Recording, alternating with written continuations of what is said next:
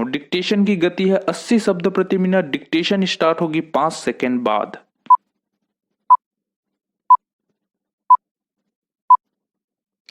माननीय अध्यक्ष महोदय, मैं कल वित्त मंत्री जी के वित्त विधेयक पर चर्चा कर रहा था।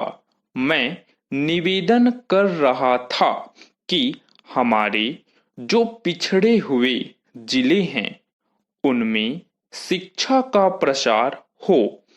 नई शिक्षा नीति के अंतर्गत 5 साल के लिए कॉलेज खोलने पर प्रतिबंध लगा दिया है, लेकिन फिर भी उसमें यह छूट दी गई है कि जो आदिवासी क्षेत्र हैं वहां पर कॉलेज खोले जा सकते हैं और वे कॉलेज राज्य सरकार की जिम्मेदारी पर खोले जाएंगे। लेकिन राजस्थान सरकार की सिफारिश के बाद भी वहां पर शिक्षा बोर्ड ने इस पर रोक लगा दी है। इस तरह से सरकार के निर्णय को वहां के अधिकारियों ने नहीं माना है। हमारे आदिवासी लोगों को शिक्षा से वंचित रखने का यह एक नया तरीका निकाला गया है। अगर सरकार इस प्रकार की परंपरा को बनाएगी तो यह लोकतंत्र की परंपरा के अनुकूल नहीं होगा।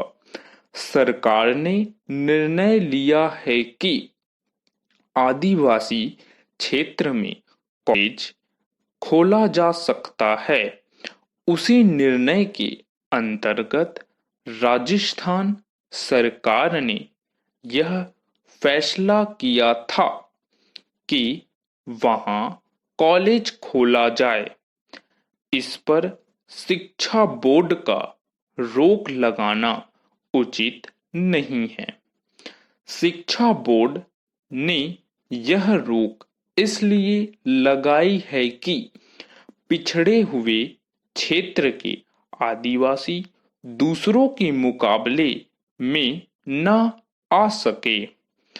अगर इस तरह से सरकारी अधिकारियों के कहने पर शासन चलती रहेगी तो पिछड़े हुए क्षेत्रों के विकास के रास्ते में बहुत बड़ी अड़चन पड़ेगी।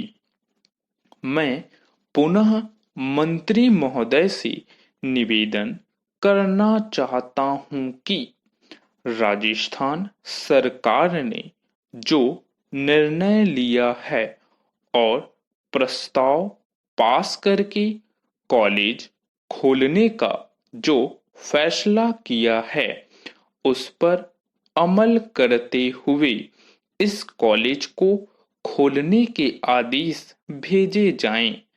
पैरा अध्यक्ष महोदय, अब मैं नौकरियों में आदिवासियों के लिए जो सुविधाएं दी जा रही हैं उनके संबंध में चर्चा करना चाहता हूं। आपने हरिजनों और आदिवासियों के लिए नौकरियों में कुछ प्रतिशत स्थान सुरक्षित कर रखे हैं, लेकिन जहां पर अधिकांश आदिवासी रहते हैं वहां पर यह नियम ठीक नहीं है। वहां पर उसी हिसाब से उनको सुविधाएं दी जाए जिस हिसाब से उनकी जनसंख्या उस क्षेत्र में है। मैं सरकार से यह निवेदन करना चाहता हूं कि आदिवासी क्षेत्रों के विकास के लिए ऐसी समिति बनाई जाए जो वहां जाकर यह देखे कि विकास की योजनाओं पर किस तरह काम हो रहा है। पैरा। अध्यक्ष महोदय, बिहार में जो घटना घटी है वह कोई अचानक नहीं घटी है। हमारे नेता जनतंत्र की तो बात कहते हैं, लेकिन कार्य करते हैं तानाशाही का। यह गुजरात से शुरू हुआ है।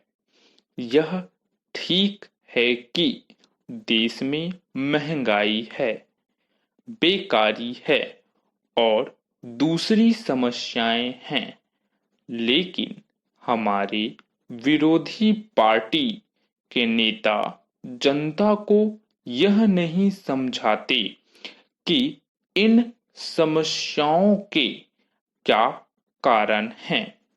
वास्तव में बांग्लादेश को मुक्ति और पूर्वी पाकिस्तान से लड़ाई के कारण हमारा आर्थिक संतुलन बिगड़ गया है। स्टॉप।